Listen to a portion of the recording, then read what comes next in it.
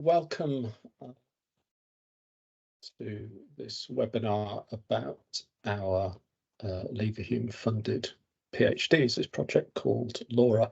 Hi, my name is Professor Bill Davies and I'm the director of this little effort. So a brief outline, I'm going to talk about what this program is that we're calling LAURA, what the funding offer is, how you can apply for the PhDs and the timeline for that. And then the more interesting bit, we'll have a little round robin of individual PhD supervisors who'll just talk for 2 or 3 minutes about their expertise and their particular projects. And then we'll have time for a Q&A with staff. If you've got questions as we're going along, I mean, on the whole, it's probably best if you want to come on mic, just save your question till towards the end. But if you also want to put questions in the chat, then you can do that. And some of them will maybe answer in the chat as we're going along, or we might pick them out and I'll read them out when we get to the Q&A. Okay, so what's all this about? So the premise of what we're doing here is about individual and group differences in hearing and listening. Everybody hears differently. There is a tremendous variation in hearing and listening between humans, but yet pretty much every discipline that deals with sound hearing in some way tends to ignore that variation and assumes normal hearing, or perhaps a binary divide between normal and impaired hearing. But actually, as my colleague John Drever, who's on this call, pointed out a few years ago, oral difference is just everywhere between individuals, between groups over the course of a lifespan, but also from sort of one time to another. There are lots and lots and lots of different kinds of hearing differences. I mean, just sort of hearing loss affects over 1 billion people worldwide. You know, the most common forms of which are age-related and noise-induced hearing loss, but there are lots of other kinds of hearing differences, like differences in processing sound that you might find in neurodivergent people, or differences in how people respond to sounds, such as in noise sensitivity or misophonia. There's a whole spectrum of hearing and listening. So we want to try and address and explore some of this. So the Leverhulme Trust have very kindly given us funding to establish the Leverhulme Aural Diversity Doctoral Research Hub, or LAURA for short. We have 21 PhD places in total. We're going to recruit 3 main cohorts. So autumn 24, autumn 25 and autumn 26. We're sort of starting off slightly cautiously. We're aiming to recruit 6 this year, but we could be slightly flexible on that. So the Leverhulme will let us increase or even reduce that number. But the 6 we're aiming at this year would be distributed 4 at Salford and 2 at Goldsmiths in London. The funding, these PhDs are fully funded. At that figure, so the stipend is basically what you live on. So £18,622 per year. It's not massively generous, but it is about possible to live on that. If you're at Goldsmiths, then that attracts London weighting, so you get an extra £2,000 per year on top of that. You don't pay tuition fees, and the somewhat unusual and rather nice feature of these funded studentships is that there's also a really decent pot of money for your research expenses. So up to £10,000 for each Leverhulme funded student for the research expenses. So that might be equipment and consumables, it might be paying participants if you're running experiments, but it could also be travel for you to go to conferences or to do field work. So any of those are legitimate research expenses. The timeline for all of this, so as you'll have seen, the applications are currently open. The website by which you apply is the address for that is in the chat. Actually, Sam, would you mind posting it again, because people who joined recently won't have seen that. But the application deadline is 21st of April, so that's exactly a month away. The application is through the each university's standard PhD application portal. We aim to make the initial decisions by the 31st of May. It's a sort of two-stage process.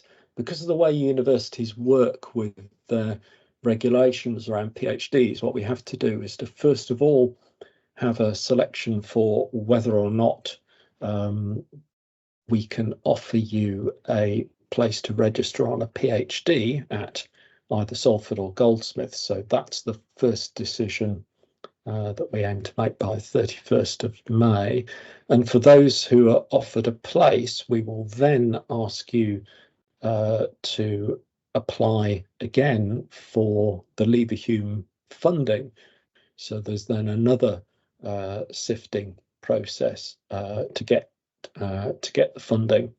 That's because there is obviously a sort of limited amount of PhD funding that we can give, and you can see where we're aiming to make the decisions on the funding by then.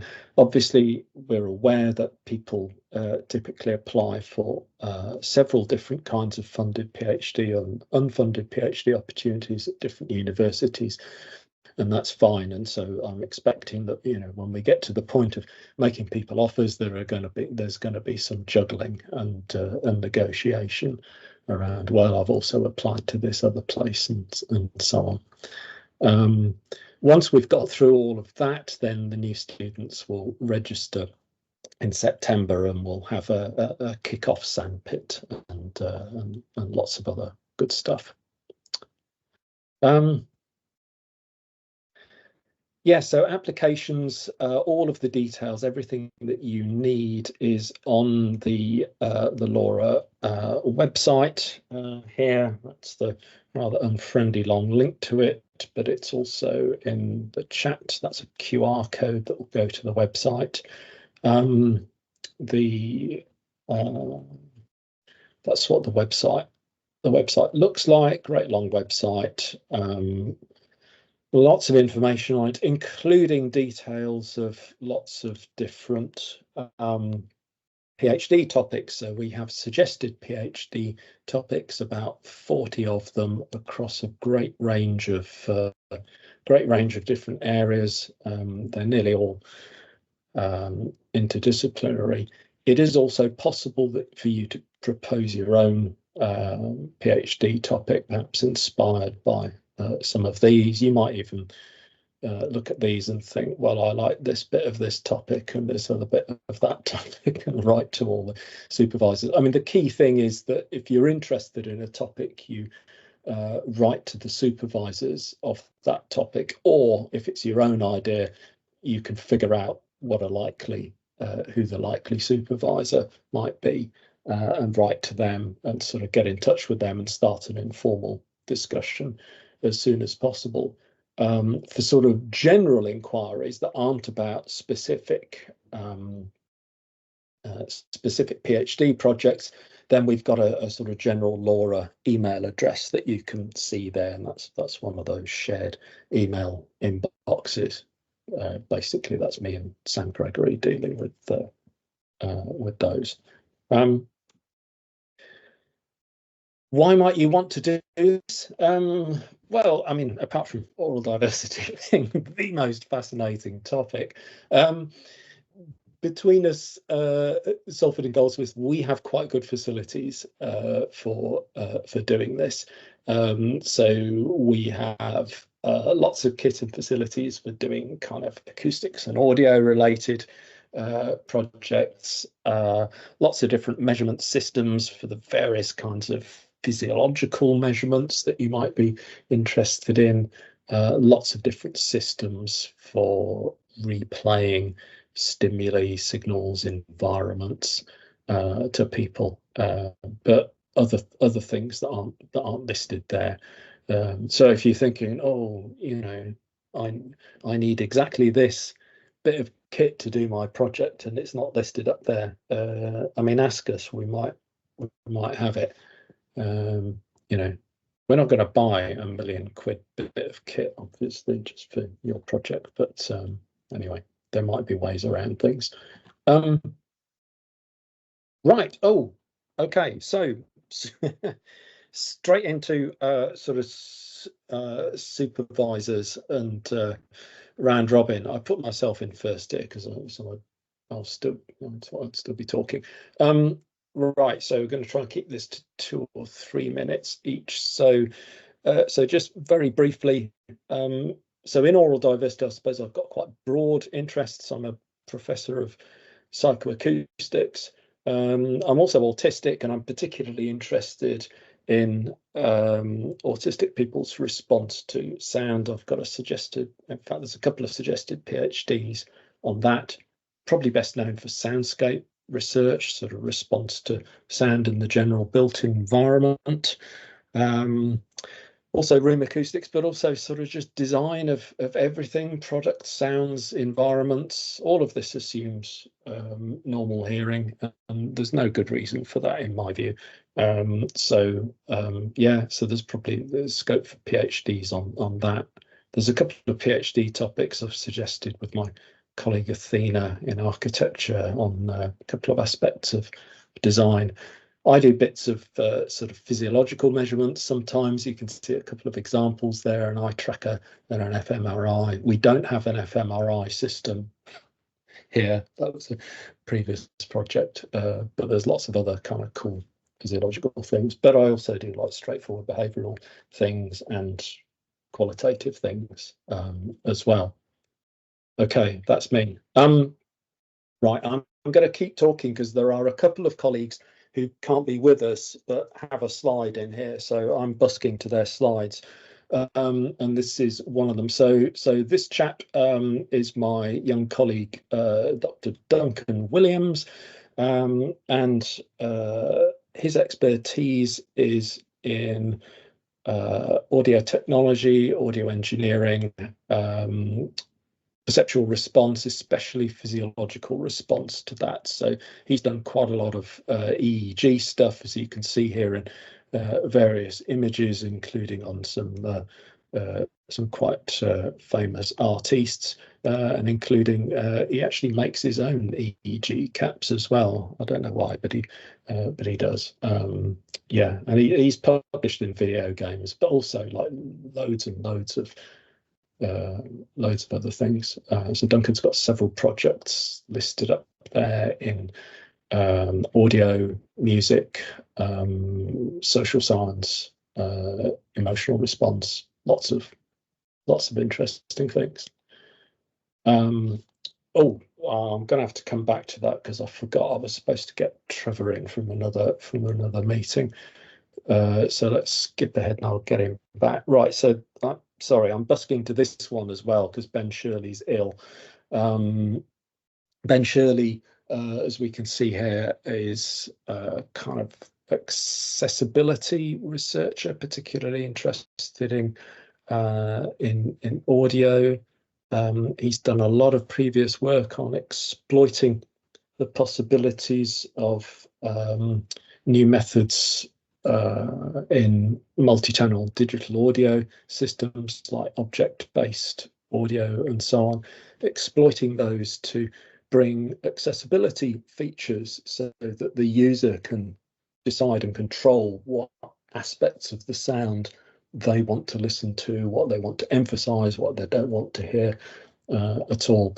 And that's included some quite high profile stuff, like a remixed episode of Casualty that was broadcast, and quite a lot of work with the lovely people in the R&D audio group in the BBC. Right, Antonio. Is Antonio with us? Yes, I'm here. Fantastic. Do you want to talk? Yeah, so thank you, Bill. My name is Antonio Torrijos Martinez.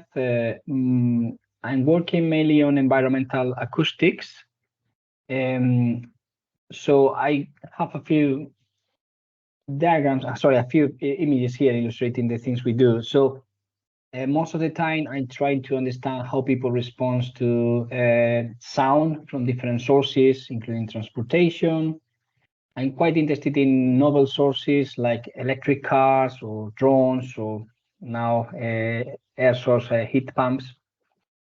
The way we work is, as Bill said before, assuming, so we tend to estimate the impact on communities, and we assume a generic person in a community. We don't have the tools to account for diversity, aural diversity, in how to assess impact of environmental noise, and therefore I'm quite interested in expanding what we do to account for all this diversity, because we are scratching the surface probably sometimes when we are making decisions if we are not accounting for that diversity in our community. So I think I just suggested one topic, one project, and it's about that. It's about try to go beyond usual practice in environmental acoustics by bringing the aural diversity to the question. Yeah, that's me, Bill. Fantastic, thanks, Antonio. Right, I see Trevor has appeared. There's your slide, Trevor. You're on. Oh, thanks very much, Bill. Yeah, I was just actually on the meeting all about cadenza, just jumped across. So I've got a couple of projects that are about hearing aids. One's about hearing aids for speech and one's about hearing aids for music. And you can find out more about them on Clarity and cadenzachallenge.org. So these are about running machine learning challenges to try and improve how music and speech are processed either on hearing aids or on consumer devices. So my aural diversity interest probably has, my experience is probably more around sort of hearing loss, traditional problems that, say, an aging population has. But alongside doing these machine learning challenges where we've got people trying to process signals in fancy ways with deep learning, we also run lots of things like listener panel work. So we've had a sensory panel working out what do people with a hearing loss want from music. And if you look at the list of projects that are listed down in the LoRa website, you'll see one of them is about, how would you remix music to make it sound better for people with a hearing loss? So it also includes all that sort of perceptual side as well. So if you're interested in those, either of those areas, then you're more than welcome to sort of kind of get in contact. Thanks for putting those links in. I mean, my kind of interests in expertise started off in architectural acoustics. So I've done work in the past on things like classroom acoustics. So if you've got an interest in looking at how architecture might be redesigned for a variety of diversity, then I'd be really interested. In the past, it's been, my work has more recently been around schools, but in the past I did performance spaces as kind of well. I'm also really interested in machine learning. You'll see if you look at the challenge list, one of them is a machine learning project around how to make them work for a more diverse audience. So if you take a machine listening task, I don't know, like what we were just discussing, the cadenza project, rating the speech intelligibility of lyrics, they've all been designed assuming everyone has, quote, normal hearing. So how do we make some of these machine learning models, which are kind of taking over modeling of hearing, how to get them to work for a more diverse range of people? And you'll see a project listed along that lines. But I've also done a lot of work in public engagement. So I'm very interested in sort of public engagement approaches. So notice my suggested topics. The first one is for a citizen science approach, which is where the person with the condition is actually driving the science rather than the researcher. So I'm very interested in that kind of idea. So that's kind of the sort of span of what I'm doing. It's got architectural, it's sort of signal processing, machine learning, bits of perception, and also bits of public engagement. I'm guessing that the bottom two have been discussed as, oh, he's taken them away from me. The bottom two, Bill, I guess you've already discussed it, or Sam come in and discussed them, because she's kind of leading on those. Yep, I think that's the case. All right, thanks very much. Feel free to get in contact. I'm sorry I have to jump out. I've got to go back to the cadenza meeting. Cheers. Right. Thanks, Trevor. Have we got Bruno here?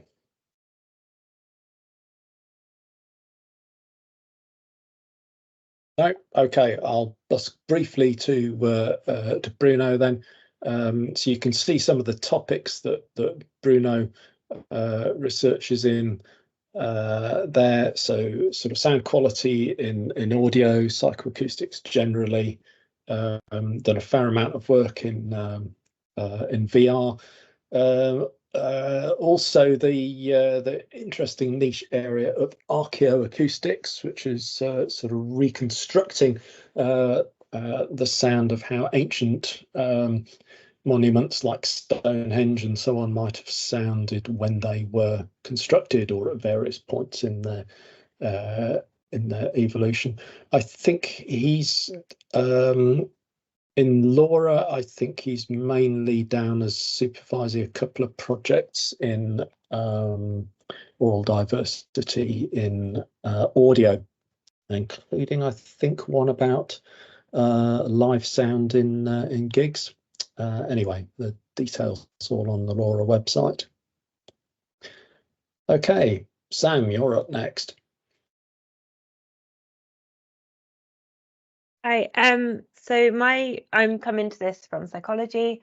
My research interests are in cognitive psychology, so I'm interested in social cognition. So basically, how interacting with other people might affect our cognitions.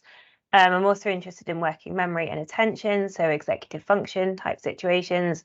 And I'm interested in generally in older adults and particularly social activity in older adults. And so all these interests essentially are feeding into the projects that I've got my name put on. So interested in looking at autistic listening, so positive and negative experiences for people, voice processing and recognition. Interested in again, so some more kind of voice recognition, but in terms of specifically synthetic voices, and then getting into kind of older adults and socializing, hearing loss, and isolation in later life for older adults as well. So all of these I'm coming at from a psychological perspective, and the kind of methods I've been using in the past, and that's what the images are there to illustrate. I do use virtual reality in my research, and I do use EEG as well as basic behavioural methods as well. So any kind of interest around those, have a look at my projects. Brilliant. Thanks, Sam. Becky.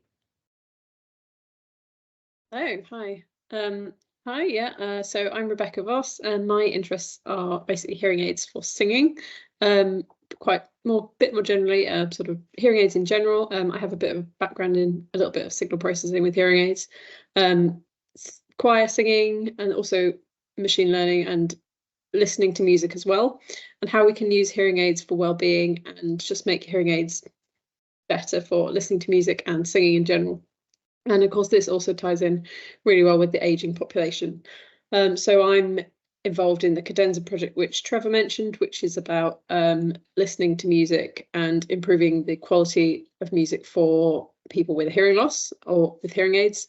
And the project that is on the LoRa website proposal thing is joint one with Samantha Gregory, who you've just heard from, about how people can socialise with hearing loss and what kind of impacts and interventions we can come up with for older adults. So yeah, that's me. Thanks, Bill. Thanks. Cheers. Over to Goldsmiths now. Daniel. Yes, hello. My name is Daniel Müllensiefen, and I work at the psychology department at Goldsmiths, University of London, and I kind of represent the Music, Mind and Brain group here, where we have a master's program and where we research and teach anything related to music psychology. So my research interests are very broad in terms of music psychology, and anything to do with musical listening would be of interest to me. And the 3 or 4 projects that are on the LoRa website will kind of reflect this breadth. One particular opportunity with the LoRa Doctoral Training Center is that I've specialized in researching individual differences in musical abilities. And this fits particularly well with LoRa now. So really interested in how different people really hear different things and how can they manage their own listening styles from one piece to another or from one situation to another. That ties in with talent development in music. So people have different kinds of talent when it comes to musical skills. How do they develop under different conditions? Are there good or optimal teaching methods for certain types of musical talent? And then what's the relation between cognitive abilities and musical listening skills? So how does musical listening, how is it dependent on, say, working memory, on perceptual acuity, on many other skills, but also personality and measures, or something like autistic trait measures in clinical and subclinical populations. And last not least, musical preferences and their consequences are quite interesting to me. And that also can go into aural diversity. So are people who listen to different types of music, do they develop a different kind of hearing and listening style? And those are questions and areas that not many people have looked at in the past. And so I'm really grateful to be part of this consortium and hopefully being able to contribute here as well. Thank you. Brilliant. Thanks, Daniel. John. Hi, my name's John Drever. Really excited to be here and hear all these specialisms. It's coming together, and I've been going on about this stuff for ages, and I've been ignored quite a lot, mainly from acousticians saying it's just too difficult. So thanks, Bill, and also the Aural Diversity Network for kind of running with these ideas and getting to this stage. Yes, I'm in the music department, and all my PhD students have been in the kind of area of what we call practice research. So they're sound artists, composers, improvisers, etc. They may be people who arts practitioners, but its kind of theory is very much embedded in the making of the research. You can see actually on the right there, actually I've supervised several really interesting PhDs around the kind of aural diversity theme already, or in the middle of. So for example, there's Mattia Kobianki's PhD in collaboration with the Noise Abatement Society, who's looking at kind of soundscape design in public spaces and taking a really kind of proper kind of aural diverse approach to that. And how do you do that? It's very challenging and harder than the normal approach, but really important. Chris Cook is just finishing his PhD now, who's particularly looking at dementia and kind of soundscape composition. Nina Danon is in the middle of her PhD this now, looking at kind of, well, what she's calling it neuroquerying, so kind of connecting kind of autism and synesthesia and performance, and working with a number of composers who've got similar kind of experience and neurological perspective in a very exciting way. So these are the kind of projects. I mean, it's a very wide range from kind of applied soundscape to quite speculative work to more compositionally focused one, or co-composing instead of one being the composer, but actually working with a group of aural diverse people or aural divergent people towards a kind of greater kind of way of thinking about composition. I'm also interested in exploring the scope of aural diversity and seeing how it's used and represented in media and film and literature, all kinds of things. So anyway, I could go on, but a little advert for the book as well. If you're interested in doing this PhD, then I recommend you read the book, which it co-edited by myself and Andrew Hugo and involves really exciting chapters by other people, including Bill Davies. So please look at that. One point of clarity with Goldsmith, the applications. Oh, there's the book there. Bill's waving. Yeah, quick point of clarity. For this first year at Goldsmiths, we're going to be focusing the studentships between music and psychology, not in the other departments, or potentially co-supervision, but the lead supervisor would either be in music and psychology only for the first year, but just that's something to think about. Thank you. Cheers, John. Adam. Thanks, Bill. Hi, everybody. My name's Adam. I'm a lecturer in music technology and the program leader for the BA Creative Music Technology at the University of Salford.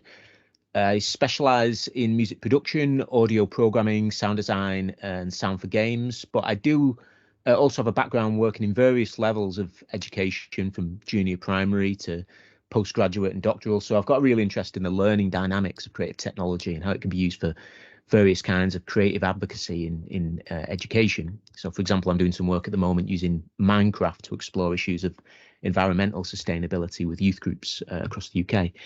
But in terms of more music-focused research, these images are taken from some work I did with Professor Alan Williams, Professor of Collaborative Composition, also involved in this LoRa programme, where we developed a composition app for lower junior primary school students based on graphic notation and sound symbols that could be manipulated by touchscreen. And we worked with children from a local primary school who used this to write music, which was performed by an ensemble from the BBC Philharmonic Orchestra. You can see the picture there.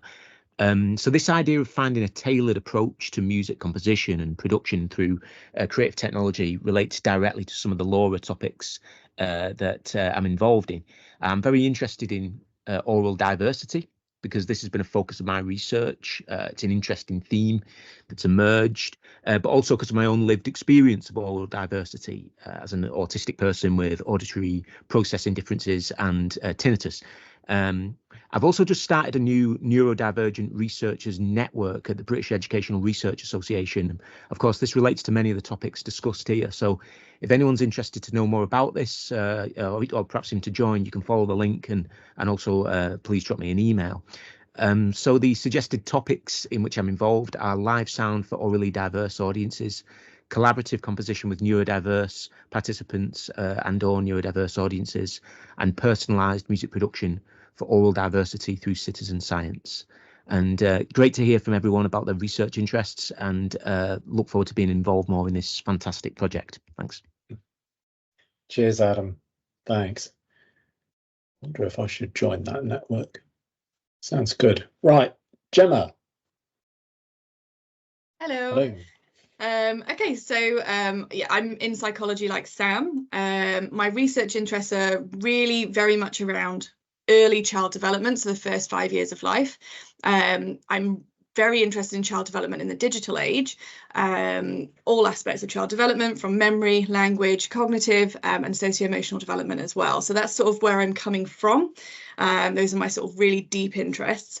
And with respect to how that relates to LoRa, then some of my proposed topic ideas look at things like aural diversity and children's learning and development during their first 5 years of life, which is essentially really broad. That's not really technically a PhD topic, but really we can hone this in to look at the different environments that young children experience during their first 5 years of life and how that can impact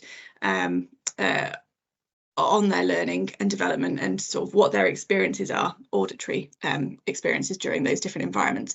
Also want to look at the impact of aural diversity on language learning from digital text. So a little bit what Trevor was saying in the beginning, to do with synthetic languages and digital technology. We know that children can learn language from touchscreen apps and things like that. So we just want to look at how that has a role to play within aural diversity and the intelligibility of synthetic speech for children.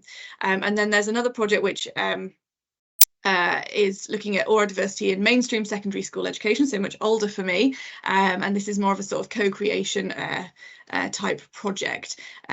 So there's lots more information about that on the findaphd.com link on the slide. So thank you. Fab. Thanks, Gemma. Yeah, Robert. Rob's not here, so I'm going to speak to this one. Are you busting into this? Yes, I am. So Rob's also in psychology. As it says on the slide, his interests are in effective science, motion regulation, visual attention, cognitive restoration, emotion, cognition, interaction. So basically all things kind of affective science in terms of like how your emotions affect your cognitions.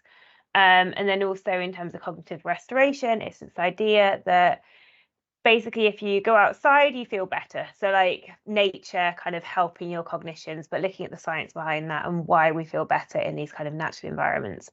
In terms of LoRa, 2 topics on the slide, so oral diversity and sensory emotion regulation, its implications for mental health, and then environmental noise assessment accounting for oral and personality and personal diversity.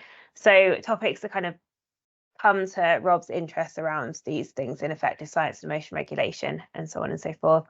Rob is experienced with FNIAs as a technique, and also is just very good experimental psychologist as well, so good on the research side.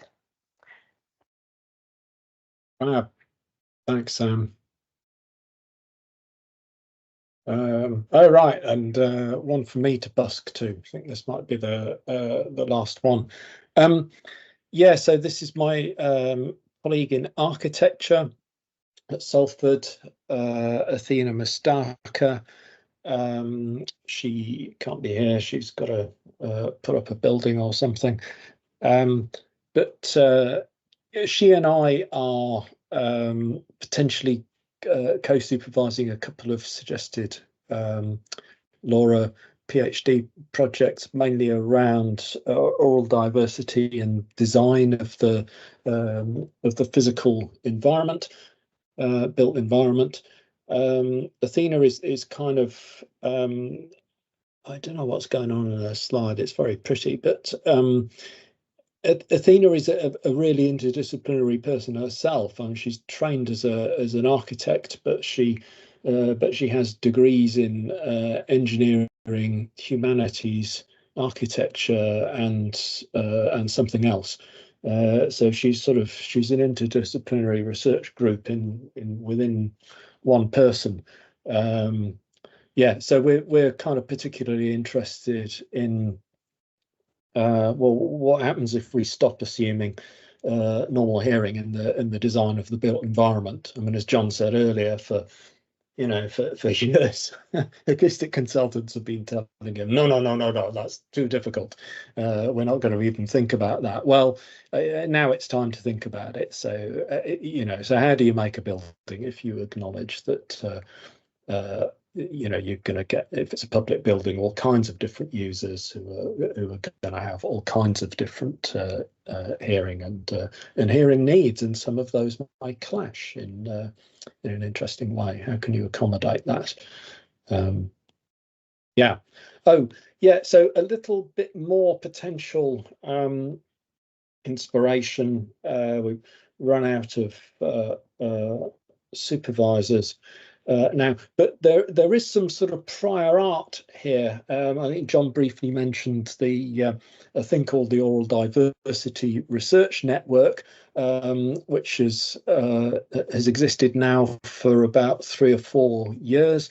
And John and I have both been running that, along with Andrew Hugill and Leicester and Alinka Greasley at Leeds, and that has run conferences and online workshops. And I mention that just because the website has got quite an interesting archive of previous sort of workshops and conferences, along with sort of videos and scripts and slides and so on of what people were talking about. So if you're new to this, relatively new to this oral diversity topic, and you want to have a sort of quick look at what people have been doing before, then you might want to have a route around in that website.